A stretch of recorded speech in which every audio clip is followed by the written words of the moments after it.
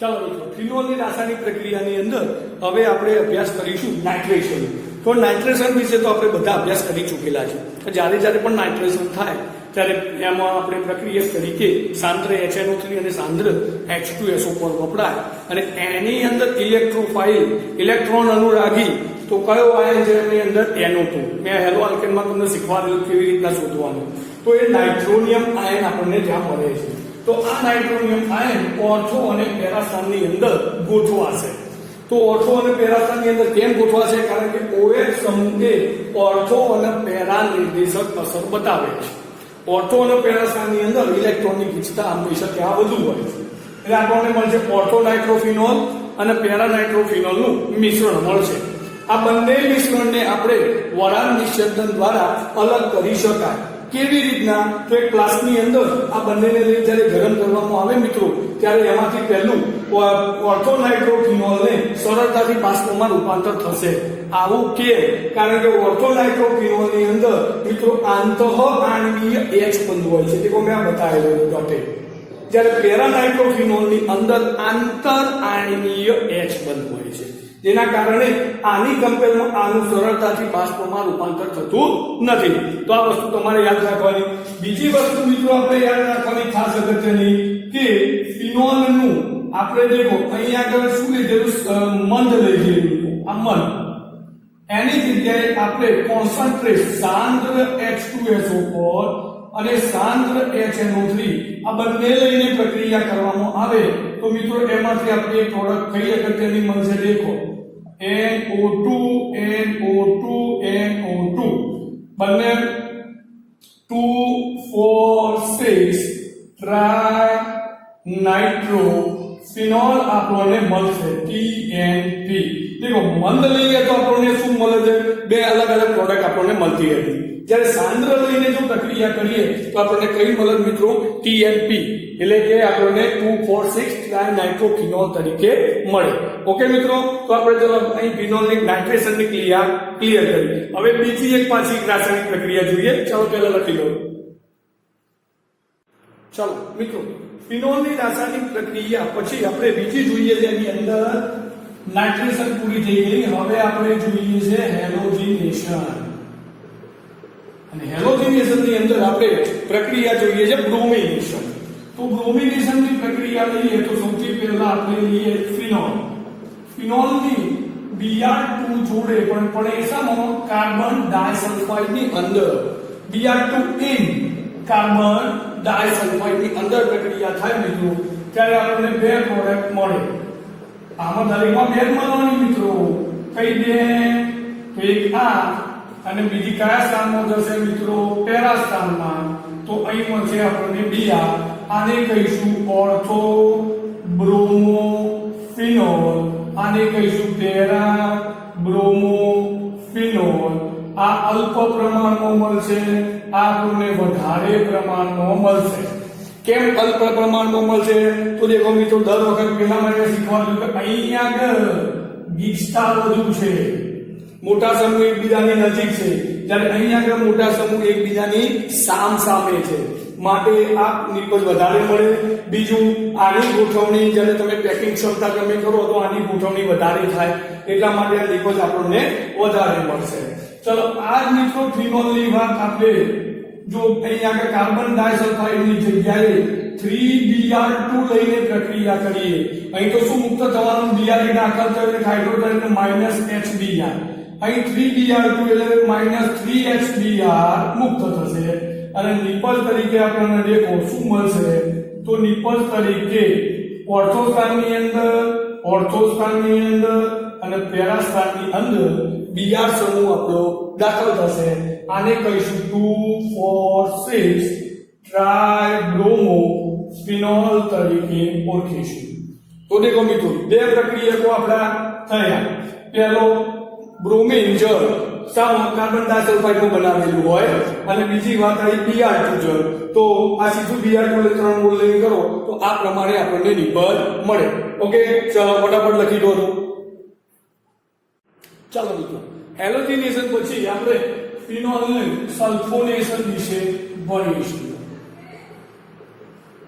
હવે સલ્ફોનેશન હોય એટલે તમને બધાને ખબર છે પ્રક્રિયા તરીકે સાંદ્ર સલ્ફ્યુરિક એસિડ વપરાય અને ઇલેક્ટ્રોફાઇલ પ્રક્રિયા તરીકે કોણ વપરાય તો એ તમે બધા જાણો છો. ચલો એમાં પછી આપણે પૂછીએ સાંદ્ર H2SO4 તો એ ઇલેક્ટ્રોફાઇલ પ્રક્રિયા તરીકે કોણ વપરાય તો ઇલેક્ટ્રોફાઇલ પ્રક્રિયા તરીકે કયો આવે મિત્રો SO3H+ સમૂહ દાખલ થશે અને ક્યાં થવાનો તો ઓર્થો અને પેરા ની અંદર જ મિત્રો દાખલ થાય.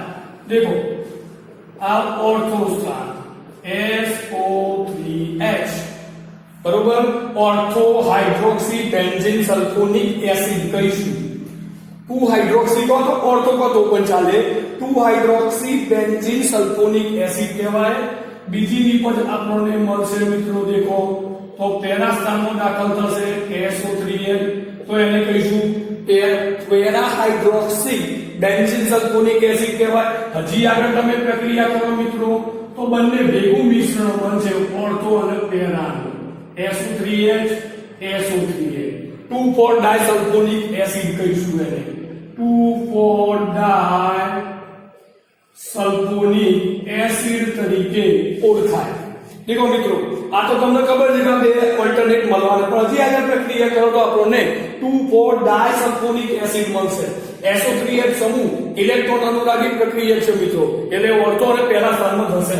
દેખો હવે આપણે જે પેરો લીધો એ અગત્યની પ્રક્રિયા તમને એક નવી બતાવું. દેખો આ યાદ રાખજો પરિવર્તન માટે OH SO3H SO3H આને શું કહીશું આપણે 2,4 ડાયસલ્ફોનિક એસિડ.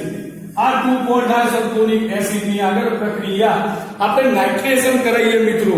શું કરાવીએ છે મિત્રો આપણે અથવા તો એનું સલ્ફોનેશન કરાવીએ તો એની જગ્યાએ આપણે સાંદ્ર H2SO4 સાથે એને પ્રક્રિયા કરીએ.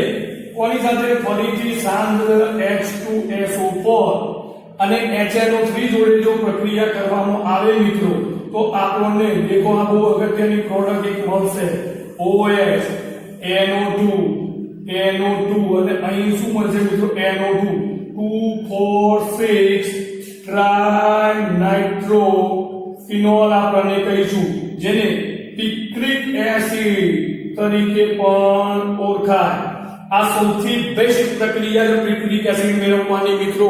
યાદ રાખો પિક્રિક એસિડ મેળવવા માટેની સૌથી બેસ્ટ પ્રક્રિયા કઈ સાંદ્ર H2SO4 સાંદ્ર HNO3 ની અંદર તમે આ નાખી દો 2,4 ડાયસલ્ફોનિક એસિડ એટલે આપણને શું મળી જશે મિત્રો એમાંથી સલ્ફોનિક એસિડ આપણને ડાયસલ્ફોનિક એસિડ માંથી પિક્રિક એસિડ આપણને પ્રાપ્ત થાય. મિત્રો હવે આપણી ફક્ત બે પ્રક્રિયાઓ બાકી રહી છે. ચલો સ્ક્રીનશોટ લઈ લો મિત્રો. હવે ફિનોલનો આપણે રિડક્શન વિશે આપણે અભ્યાસ કરીએ. ચલો મિત્રો ફિનોલનું રિડક્શન કરતા હોઈએ ત્યારે આપણે દેખો પ્રક્રિયા રિડક્શનનો મતલબ શું મિત્રો? રિડક્શનનો મતલબ થાય એની અંદરથી ઓક્સિજનને દૂર કરવો. તો અહીંયા આગળ આપણે ઝીંકની ડસ્ટ લઈએ છીએ એટલે ડસ્ટ એટલે ભૂકો લઈએ છીએ. ચલો તો શું થશે એમાંથી? તો મેં તમને હાલ કહ્યું પ્રમાણે અંદરથી ઓક્સિજન રિમૂવ કરવો એટલે કે ઓક્સિજનને દૂર કરવો અને કોણ કરશે તો ઝીંક કરશે. એટલે એમાંથી આપણને શું મળી ગયું? દેખો બેન્ઝીન મળી ગયો, કામ પૂરું. શું મળ્યું મિત્રો આપણને? બેન્ઝીન. અને બીજું શું થઈ ગયું આપણું? ઝીંક ઓક્સાઇડ અહીં આગળ છૂટો પડ્યો. ચાલો ક્લિયર મિત્રો? બિલકુલ ઈઝી પ્રક્રિયા. હવે ત્રીજી લાસ્ટ ફાઇનલ આપણી પ્રક્રિયા જોઈએ છે ફિનોલનું ઓક્સિડેશન. લાસ્ટ કઈ ફાઇનલ પ્રક્રિયા આવી આપણું? ફિનોલનું ઓક્સિડેશન. તો ફિનોલનું ઓક્સિડેશન કોની સાથે મિત્રો કરવાનું? તો દેખો અહીંયા આગળ દરેક જણ યાદ રાખજો. ફિનોલનું ઓક્સિડેશન Na2Cr2O7 અને H2SO4 બહુ ફેમસ પ્રક્રિયા છે. ભલે મિત્રોને આનું નામ ખબર હોવું જોઈએ, આપણે લઈ ચૂક્યા છીએ આગળ. આને જોન્સ પ્રક્રિયા કહેવાય. યાદ કરો ઓક્સિડેશનમાં આપણે ત્રણ પ્રક્રિયાઓ લીધેલા KMnO4 જોન્સ પ્રક્રિયા. આમાંથી ક્રોમિક એસિડ બનતો તો કયો? H2Cr4 યાદ છે મિત્રો? તો ચાલો એમાંથી શું બનશે? તો એમાંથી આપણો દેખો ડબલ બોન્ડ O. આનું નામ આપણે શું કરીશું? તો આને બેન્ઝોક્વિનોન તરીકે ઓળખાય મિત્રો. દરેક જણ નામ યાદ રાખજો બેન્ઝોક્વિનોન. બે જગ્યાએ ઉપરની જે કીટોન સમૂહ છે એટલે આને કહીશું બેન્ઝોક્વિનોન. બરોબર મિત્રો, તો બહુ અગત્યની પ્રક્રિયાઓ આપણે પૂર્ણ કરી ચૂક્યા, તો દરેક જણને આ વસ્તુને ખબર હોવી જોઈએ. ચાલો ઓકે, તો આપણે ઇથેનોલની રાસાયણિક પ્રક્રિયાઓ અહીંયા આગળ આપણે પૂર્ણ કરીએ છીએ. મિત્રો હવે આપણે મિથેનોલની બનાવટ વિશે ભણીશું અને મિથેનોલના ગુણધર્મો અને ઉપયોગો પણ આપણે આની અંદર એડ કરી દઈશું. તો મિત્રો મિથેનોલને કાસ્ટ સ્પિરિટ અથવા તો વુડ સ્પિરિટ તરીકે પણ ઓળખાય.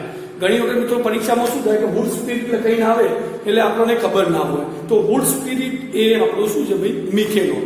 મિથેનોલ બનાવવો હોય ભાઈ તો ઝીંક ઓક્સાઇડ અને ક્રોમિયમ ટ્રાયોક્સાઇડના ઉદ્દીપકની હાજરીમાં કાર્બન મોનોક્સાઇડનું હાઇડ્રોજનીકરણ જ્યારે કરવામાં આવે ત્યારે એની અંદરથી મિથેનોલ મળે છે. તાપમાન કેટલું લેવાનું છે, 573 થી 673 કેલ્વિન તાપમાન. દબાણ કેટલું લેવાનું મિત્રો, 200 થી 300 એટમ જેટલું આપણે દબાણ લેવાનું. મિત્રો એના ગુણધર્મોની જો વાત કરવામાં આવે તો મિથેનોલ રંગવિહીન પ્રવાહી છે અને કોઈ રંગ અસ્તિત્વ ધરાવતો નથી. બીજું, 373 કેલ્વિન ના તાપમાને શું થાય મિત્રો, મિથેનોલ ઉકળે છે એટલે કે એનું વરાળમાં રૂપાંતર થાય છે. ત્રીજું, સ્વભાવે વધુ ઝેરી છે એટલે કે જો મિથેનોલ આપણા શરીરની અંદર જાય તો એનો સ્વભાવ ઝેરી છે, આપણે ઝેરની અસર થાય છે. જો ઓછી માત્રાના શરીરની અંદર આપણે જાય તો સેવન થાય તો એનાથી શું થાય મિત્રો, અંધાપો આવે એટલે આંખમાં આપણને ઓછું દેખાય. ઓછી માત્રા આપણા શરીરમાં જાય ત્યારે. પણ જો વધારે માત્રાના સેવનથી એટલે વધારે પ્રમાણમાં જો આપણા શરીરની અંદર જતો રહે તો એનાથી આપણને મૃત્યુ પણ થઈ શકે છે. તો આ એના મિત્રો શું હતા, મિથેનોલના ગુણધર્મો હતા. જો હવે ઉપયોગની વાત કરવામાં આવે તો મિથેનોલનો ઉપયોગ રંગ ઉદ્યોગોમાં એટલે પેઇન્ટમાં, વાર્નિશમાં દ્રાવક તરીકે પણ થાય છે. ઉપરાંત એનો મુખ્ય ઉપયોગ ફોર્માલ્ડીહાઇડની બનાવટમાં થાય છે. મિત્રો અગત્યનું છે કે મિથેનોલને બીજું નામ કયું તો કાસ્ટ સ્પિરિટ તરીકે પણ ઓળખાય. મિત્રો આલ્કોહોલની બનાવટનો પણ આ એક પ્રકાર છે એમ કહીએ તો પણ ચાલે, કારણ કે એમાં છેવટે તો શું બને ભાઈ, CH3OH મિથેનોલ બને છે. એટલે આ આલ્કોહોલની એક બનાવટ તરીકે પણ આપણે ઓળખી શકાય. ઓકે, ચાલો જોઈ લો. ચાલો મિત્રો હવે આપણો છેલ્લો ટોપિક જોઈએ છે આમાં, ઇથેનોલનું ઉત્પાદન અથવા ઇથેનોલ વિશે માહિતી આપો. મિત્રો ઇથેનોલનું ઔદ્યોગિક ઉત્પાદન આઠમણ પદ્ધતિ દ્વારા કરવામાં આવે છે. કોની પદ્ધતિ, કઈ પદ્ધતિ મિત્રો, ઇથેનોલનું ઔદ્યોગિક ઉત્પાદન આઠમણ પદ્ધતિ દ્વારા કરવામાં આવે છે. મિત્રો સૌથી પહેલા મોલેસિસ અથવા તો આપણી જે શર્કરા કહીએ છીએ એ અથવા તો આપણી ખાંડ અથવા તો શેરડી, આ શેરડીને ઇન્વર્ટેજ ઉત્સેચકની મદદ દ્વારા એમાંથી એનું રૂપાંતર સામો કરવામાં સૌથી પહેલા ગ્લુકોઝ અને ફ્રુક્ટોઝ. સમજી લો મિત્રો, મોલાસિસ એટલે શેરડીના ડુંડા અથવા તો આપણું જે મેં તમને કહ્યું એ પ્રમાણે એમાં જે રહ્યું એને ઇન્વર્ટેજ ઉત્સેચક દ્વારા એને ગ્લુકોઝ અને ફ્રુક્ટોઝની અંદર એને પહેલા રૂપાંતર કરવામાં આવે. આ યાદ રાખજો, ઉત્સેચક કયો વપરાય છે, એ વખતે ઇન્વર્ટેજ ઉત્સેચક વપરાય.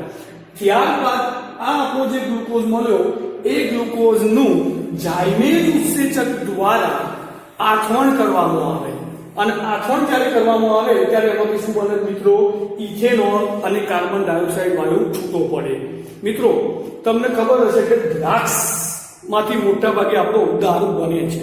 તો જ્યારે દ્રાક્ષ પાકી જાય વધારે પડતી ત્યારે એની અંદર શર્કરા ઉત્પન્ન થાય અને બહારની સપાટી ઉપર ઈસ્ટ ઉત્પન્ન થાય. આવી દ્રાક્ષને જ્યારે કચરવામાં આવે ત્યારે આઠવણની ક્રિયા મિત્રો શું થાય, ચાલુ થાય અને આ પ્રક્રિયા ઓક્સિજનની ગેરહાજરીમાં થાય એટલે કે અજારક શ્વસન થાય અને એમાંથી કાર્બન ડાયોક્સાઇડ વાયુ મિત્રો શું થાય, મુક્ત થાય. મિત્રો જો આપણું જે ઇથેનોલ ઉત્પન્ન થયો અંતિમ જે એનું નિશ્ચંદન કરવામાં આવે આ મિશ્રણનું ત્યારે એની અંદર 95% ઇથેનોલ હોય અને એની અંદર 5% પાણી હોય. આ એક માર્ક માટે બહુ આઈએમપી પ્રશ્ન મિત્રો. તો એ મિશ્રણને આપણે એજીઓટ્રોપિક મિશ્રણ તરીકે ઓળખીશું. કયા તરીકે ઓળખીશું મિત્રો, એને એજીઓટ્રોપિક મિશ્રણ તરીકે ઓળખાય. મિત્રો બીજી વસ્તુ, શુદ્ધ ઇથેનોલ મેમ્બ્રેન ટેકનોલોજી દ્વારા મેળવા. બીજો આઈએમપી પ્રશ્ન છે મિત્રો, ધ્યાન રાખજો આ બે મુદ્દા. ઉદ્યોગોની અંદર આઠવણ ક્રિયા વપરાય પણ જો તમારે શુદ્ધ ઇથેનોલ મેળવવો હોય તો કઈ પદ્ધતિ વપરાય મિત્રો, મેમ્બ્રેન ટેકનોલોજી વપરાય. ઇથેનોલની વાત કરવામાં આવે તો ઇથેનોલ રંગહીન પ્રવાહી છે મિત્રો, એનું ઉત્કલન બિંદુ 351 કેલ્વિન છે અને એનો ઉપયોગ ઉદ્યોગોની અંદર દ્રાવક તરીકે કરવામાં આવે છે. ખાસ મિત્રો ઉદ્યોગોની અંદર જે આલ્કોહોલ હોય એ ઉદ્યોગોની અંદર રહેલા આલ્કોહોલની અંદર આપણે કોપર સલ્ફેટ ઉમેરીએ રંગ લાવવા માટે અને દુર્ગંધયુક્ત પ્રવાહી પીરીડીન ઉમેરી દઈએ તો આ ત્રણનું જે મિશ્રણ બનશે એને આપણે કહીશું આલ્કોહોલનું વિકૃતિકરણ. કયું કહીશું મિત્રો? એને આપણે આલ્કોહોલનું વિકૃતિકરણ. તો આમાં મેં તમને કહ્યું ખાસ તો ઇથેનોલનું ઔદ્યોગિક ઉત્પાદન કઈ પદ્ધતિ દ્વારા થાય? 8 શુદ્ધ ઇથેનોલ મેળવવું હતું મેમ્બ્રેન ટેકનોલોજી અને એક્ઝોટ્રોપિક મિશ્રણ અને બે ઉત્સેચકો જે ખાસ પહેલા વપરાય ઇન્વર્ટેડ એ ખાંડમાંથી ગ્લુકોઝને બનાવવા માટે શર્કરામાંથી અને બીજો વપરાય ગ્લુકોઝનું આથરણ માટે જાય. આટલી વસ્તુ MCQ એટલે એક માર્કની અંદર તૈયારી માટે ખૂબ જ અગત્યની છે. બરોબર મિત્રો, હવે આપણે નેક્સ્ટ લેક્ચરની અંદર ઈથર વિશે આપણે અભ્યાસ કરીશું. જોઈ લો.